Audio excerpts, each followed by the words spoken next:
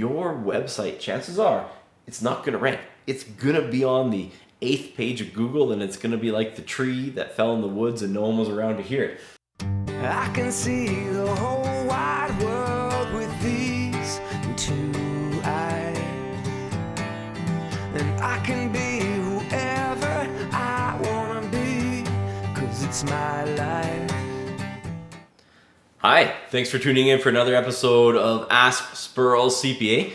Today we're talking about key performance indicators and specifically the number of 10-minute YouTube videos that a business has. I have Tyson here with me again today. Hello. So Tyson, are you enjoying tax time again? Oh yeah, it's nice. I don't know, it's busy, but it's good to work on a bunch of people's files again. Yeah. How many? This is your second year doing? Third Year doing taxes. Yeah. Mm-hmm. So the quote that we have here today, talking about key performance indicators, 10-minute YouTube videos. Jim Collins' quote. We think it's important for this this stream of videos. And either the good to great companies did not focus principally on what to do to become great. They focus equally on what not to do and what to stop doing entirely. The statistic that we're trying to fight against here is Industry Canada tells us that 50% of all Canadian small businesses fail, and they fail within 5 years.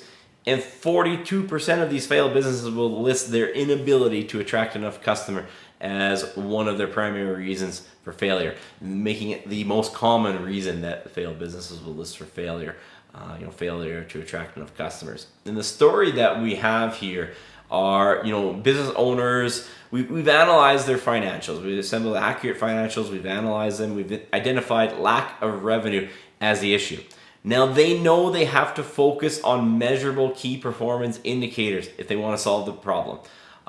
They know that their number one key performance indicator is likely getting to 40 Google reviews for the average small business, and then trying to get 1 Google review per month thereafter.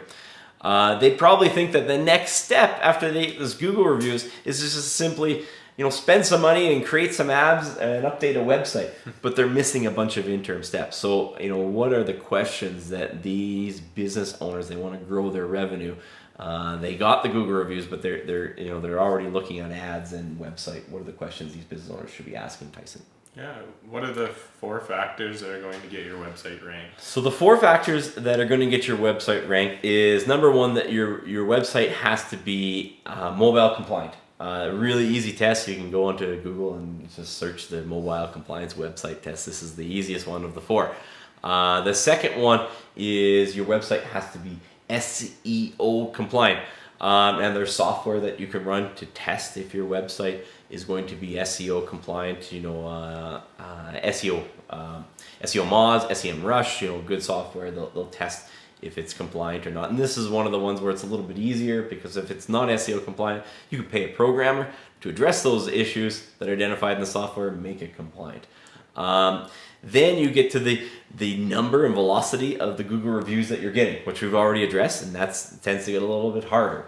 Easy to make it mobile compliant, a little bit harder to make it SEO compliant, but you can still just pay money to do it. But then we're just talking about Google reviews. Now you actually got to do a good job. You got to ask clients and follow up on that ask to get the Google reviews.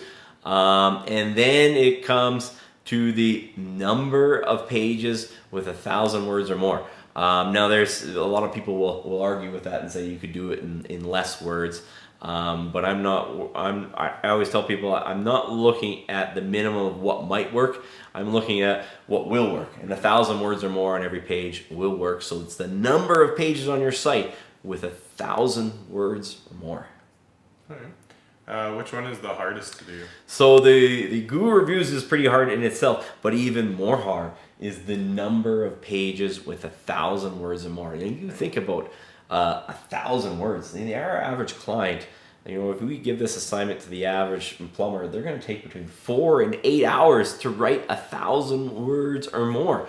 And we're talking about, not having 2 of these pages with 1,000 words or more. We're talking about having 100 or 200 pages with 1,000 words or more. That one is the hardest one to do. How do we get pages with 1,000 words or more? Right. What happens if your website doesn't have enough content? So if your website does not have enough content, it will not rank.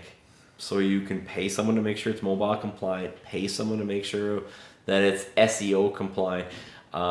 You can get enough Google reviews, but if you don't have enough content, enough pages with 1,000 words or more, your website, chances are, it's not going to rank. It's going to be on the 8th page of Google, and it's going to be like the tree that fell in the woods and no one was around to hear it. No one's going to act on it either. Okay. And what happens if you don't update the content?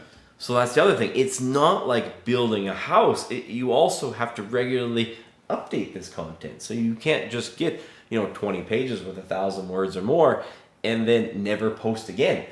You'll just fall in the rankings and you'll become irrelevant again. So you have to have enough content to get the ranking, and then you have to continually produce content if you want to keep that ranking. And specifically keep that ranking, you want to get to the first page. So you want to get on the organic listing results on the first page of Google. You want your business to show. In order to do that, you need number of pages with 1,000 words or more, and regularly updating that content. So adding to that number of pages with 1,000 words or more. Right. Will a website help without content or strategy to produce ongoing content? So yeah, the website will not really, like, if all you do is have a website and you develop this website and you get some content on the website, but you don't have a strategy to update that content, it's going to be broken. It's like someone who goes on a crash diet and they lose the weight and they get there, and then all of a sudden, they gain all the way back and sometimes more. It's the same thing. You got to have a strategy, not just to produce that content initially, but an ongoing strategy to actually continually produce that content in an efficient manner that you can actually do as a business owner. So in order you can keep that website relevant. Right.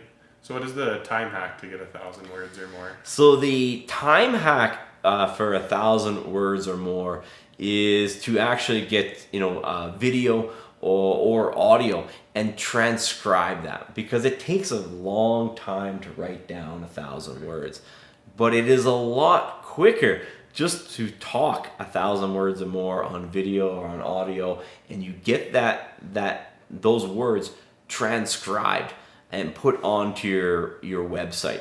And a lot of people will think, well, I can pay someone to do content. Well, that's expensive to pay someone to do content, and it might not be very relevant because you're the expert.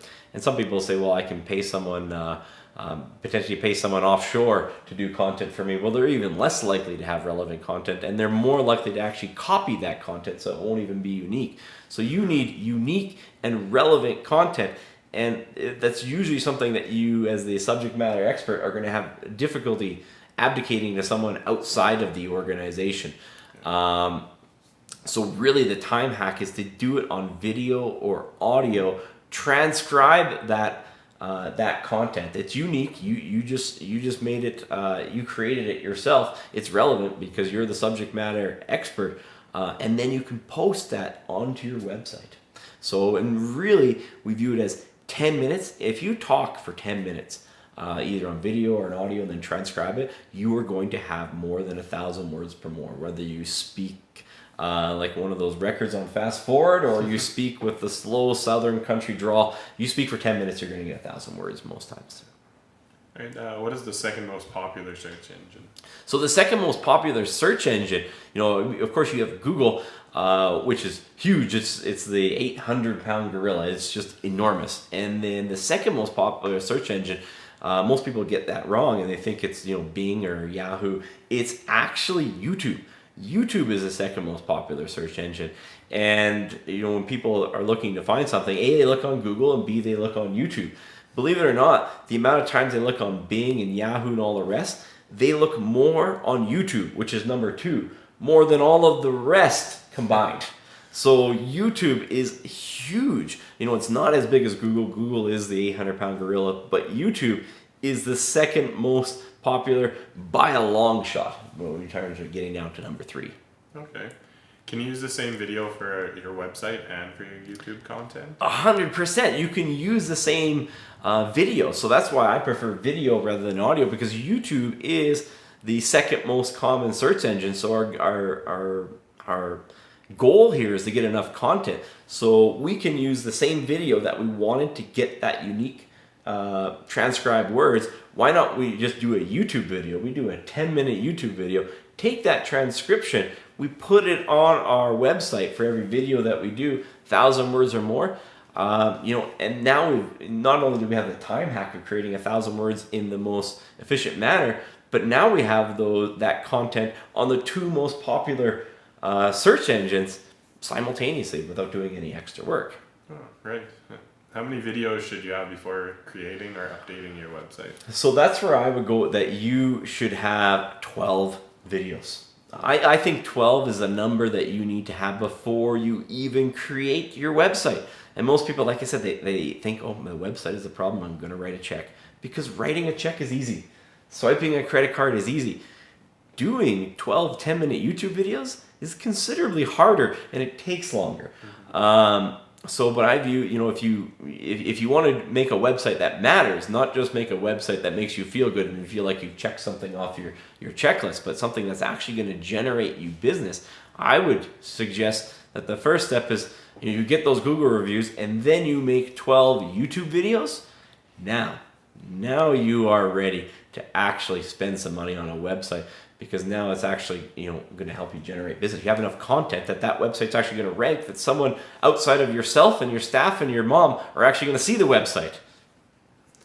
What should your ongoing KPI be thereafter in terms of video content? I believe that ongoing KPI content is, that ongoing metric that you're shooting for is 1 video per week thereafter. So that's 52 videos per year. And I think if you do that, you are going to be extremely relevant as a local business. You are going to be a subject matter expert. And I believe the people who, the content is going to become it is already right now. Content is the barrier to ranking on Google.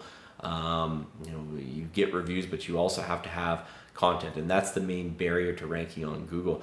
But as we progress to this digital age, I think it's going to become even more relevant that businesses that aren't generating regular content, they're going to have a tough time staying relevant. They might have the ability to eke out income, but if they can't be found on Google on any keyword terms, people aren't going to do business with them. It's going to become significantly harder for them to get new customers. Like I said, it's already 88% of the people are looking at the number of Google reviews. Well, guess what? They're not even going to see who you are unless you have enough content to check how many reviews that you had. So I believe weekly should be the goal for most small businesses. So that's what we have here today on key performance indicators and 10-minute YouTube videos. Thanks so much for tuning in. As always, please hit the like and subscribe button so we can continue to deliver you tips on how to beat the odds at business. And if you have any questions or comments, we'd love to hear them in the comment section below, so we can address them in future videos. Thanks very much.